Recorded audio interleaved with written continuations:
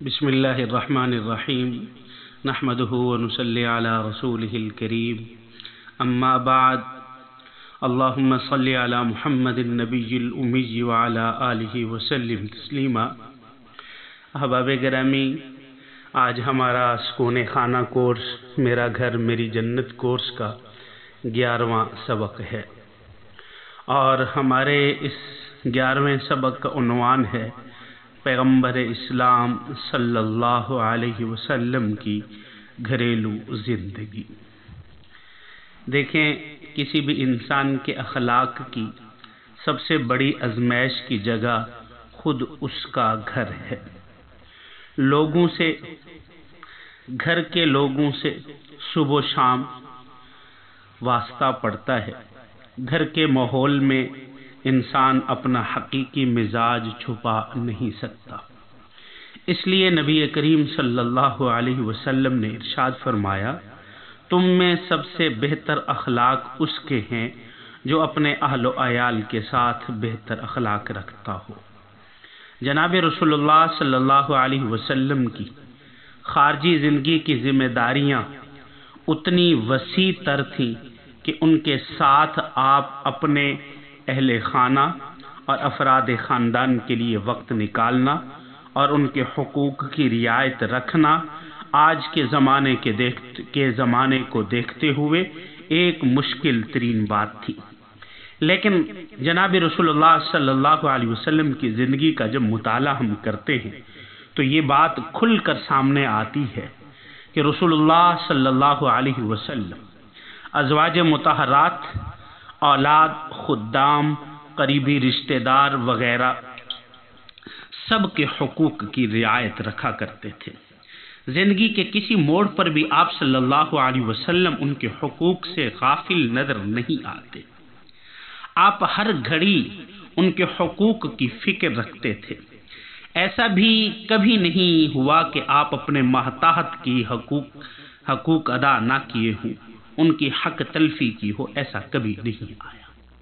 بلکہ جناب رسول اللہ صلی اللہ علیہ وسلم بیویوں کے حق میں ایک محبت کرنے والے شوہر، اولاد کی حق میں ایک حقیقی شفیق اور مہربان باپ، اور خدام کے حق میں ایک فراخ چشم اور بردبار آقا کی حیثیت میں آپ صلی اللہ علیہ وسلم تھے۔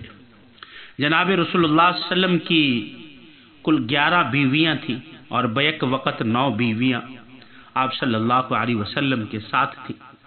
جناب رسول اللہ صلی اللہ علیہ وسلم کا معمول تھا کہ جب مدینہ منورہ میں ہوتے تو عصر کی نماز کے بعد تمام ازواج کے پاس جاتے اور ہر ایک کی ضرورت معلوم کرتے اور اس کی پھر تکمیل کرتے تھے۔ اپنی ازواج کے مابین شب پاشی کی باری مقرر ہوتی تو آپ صلی اللہ علیہ وسلم اس پر پابندی کرتے تھے، حالانکہ آپ پر شرعاً اس کی پابندی لازم نہیں تھی، لیکن پھر بھی آپ صلی اللہ علیہ وسلم خود اس پر سختی سے عمل کیا کرتے تھے۔ ایک مرتبہ حضرت حفصہ رضی اللہ تعالی عنہا نے اپنی باری کا دن حضرت عائشہ صدیقہ طاہرہ مطہرہ رضی اللہ تعالی عنہا کو ہبہ کر دیا۔ حضور اکرم صلی اللہ علیہ وسلم معمول اور باری کے مطابق حضرت حفصہ کے گھر تشریف لے گئے۔ دیکھا تو حضرت عائشہ وہاں موجود ہے۔ حضور اکرم صلی اللہ علیہ وسلم نے فرمایا کہ تم کہاں؟ یہ حفصہ کی باری ہے۔ حضرت عائشہ نے فرمایا کہ یہ تو اللہ کا فضل ہے، جسے چاہتا ہے اسے عطا فرماتا ہے۔ زوجین کے مابین انصاف کا خیال اور اس سلسلے میں عند اللہ جواب دہی کا اتنا اہتمام تھا کہ اللہ تعالیٰ سے دعا کیا کرتے تھے۔ آپ صلی اللہ علیہ وسلم کا معمول تھا کہ جب سفر پر جاتے تو ازواج کے درمیان قرعہ اندازی کیا کرتے تھے، جس کا نام نکل آتا اور ان کو ساتھ لے جاتے تھے۔ اور آپ خود فرماتے دعا میں، اے اللہ جو میرے بس میں بات ہے اس کو میں نے پورا کر دیا ہے، اور جو میرے بس کی بات نہیں ہے اس میں اے اللہ مجھے معاف فرمانا۔ دیکھیں، جناب رسول اللہ صلی اللہ علیہ وسلم کی گھریلو زندگی میں اسلام کے اس مزاج مذاق کے عینادار سے بھی آپ صلی اللہ علیہ وسلم تھے، عینادار تھے کہ ایک مرتبہ، اس میں ایک واقعہ ہے کہ ایک مرتبہ مسجد نبوی میں اس کے سامنے عید الفطر کے موقع پر چند حبشی نوجوان کھیلوں سے نیزوں سے کھیل رہے تھے۔ حضرت عائشہ فرماتی کہ میں نے دیکھنے کی خواہش کی تو آپ صلی اللہ علیہ وسلم آگے کھڑے ہو گئے اور میں آپ کے مونڈھوں اور گردن کے درمیان سے کھیل دیکھتی رہی۔ اور اسی طرح حضرت عائشہ صدیقہ طاہرہ مطہرہ رضی اللہ تعالی عنہ فرماتی ہیں کہ میں اور جناب رسول اللہ صلی اللہ علیہ وسلم ایک ہی برتن میں غسل کرتے تھے، اور پھر پانی لینے میں چھینا جھپٹی بھی ہمارے ہاں درمیان ہوا کرتی تھی۔ اور پھر فرماتی ہیں کہ کبھی ہمارے درمیان دوڑ کا مقابلہ بھی ہوتا۔ ایک مرتبہ دوڑ کا مقابلہ ہوا اور حضرت عائشہ دبلی پتلی تھی تو آگے بڑھ گئے اور جناب رسول اللہ صلی اللہ علیہ وسلم پیچھے ہو گئے۔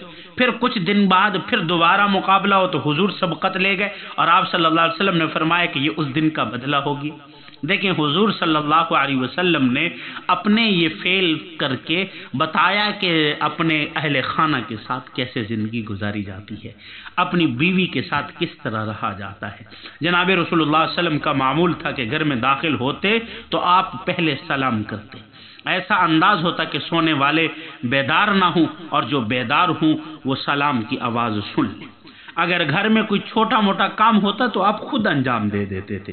حضرت اسود سے روایت ہے کہ میں نے حضرت عائشہ صدیقہ رضی اللہ تعالی عنہا سے پوچھا کہ رسول اللہ صلی اللہ علیہ وسلم گھر میں آ کر کیا کرتے ہیں؟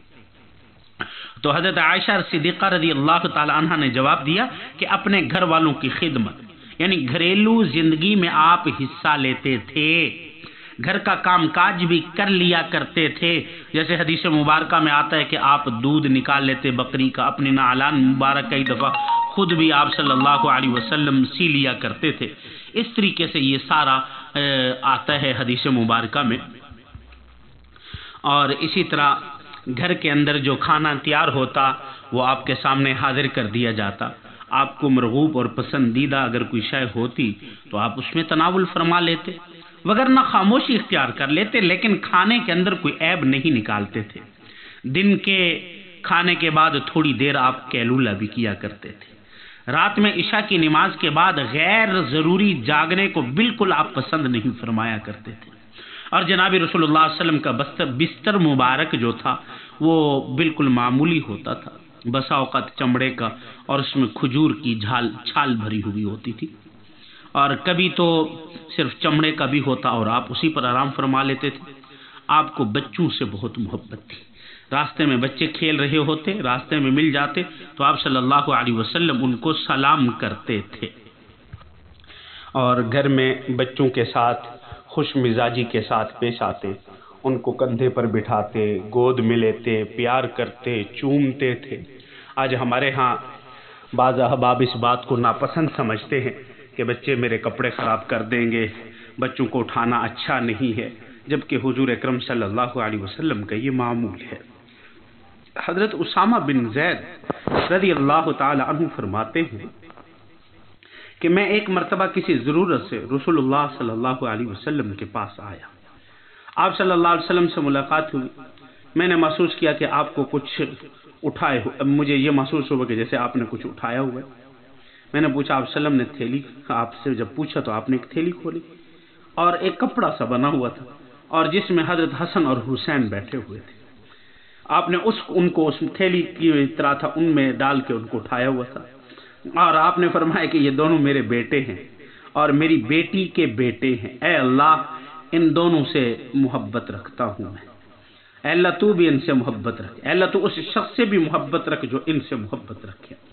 اور خادموں کے ساتھ بھی حضور اکرم صلی اللہ علیہ وسلم کا معاملہ بہت اچھا ہوتا تھا۔ جناب رسول اللہ وسلم کے ایک خادم خاص تھے حضرت انس بن مالک رضی اللہ تعالی عنہ۔ حضرت انس بن مالک خود فرماتے ہیں کہ میں نے 10 سال جناب رسول اللہ صلی اللہ علیہ وسلم کی خدمت کی ہے، لیکن کبھی بھی آپ نے مجھے اف تک نہیں کہا، کبھی یوں نہیں کہا کہ تم نے یہ کام نہیں کیا، کیوں کیا، کس لیے کیا۔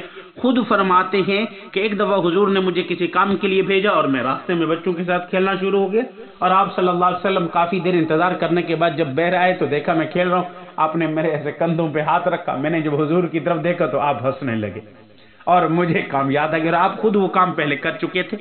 اب یہ آپ صلی اللہ علیہ وسلم کا اپنے خادموں کے ساتھ طریقہ ہے۔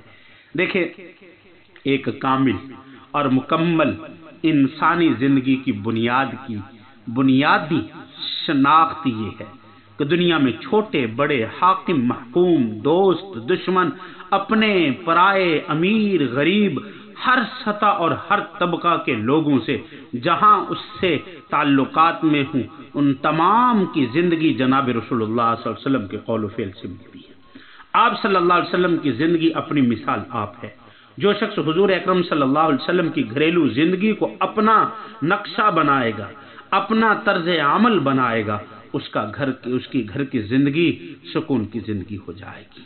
اور حقیقت میں وہ ازدواجی زندگی آپ صلی اللہ علیہ وسلم کی جو زندگی ہے وہ تمام کے لیے بہترین نمونہ ہے، اور ہر طرح کی بے سکونی کا علاج حضور اکرم صلی اللہ علیہ وسلم کی حیات مبارکہ کے آئینے میں جو آپ صلی اللہ علیہ وسلم کی زندگی ہے اور سیرت کے اندر جو حضور کی زندگی لکھی گئی ہے اس کے مطابق ہم اگر زندگی گزاریں، آپس کے رہن سہن گزاریں، تو ہماری دنیا کی زندگی جنت بن جائے گی۔ دعا کیجئے کہ جناب رسول اللہ صلی اللہ علیہ وسلم کی زندگی کے مطابق ہمیں اللہ رب العزت زندگی گزارنے کی توفیق عطا فرمائے۔ وآخر دعوانا الحمد للہ رب العالمین۔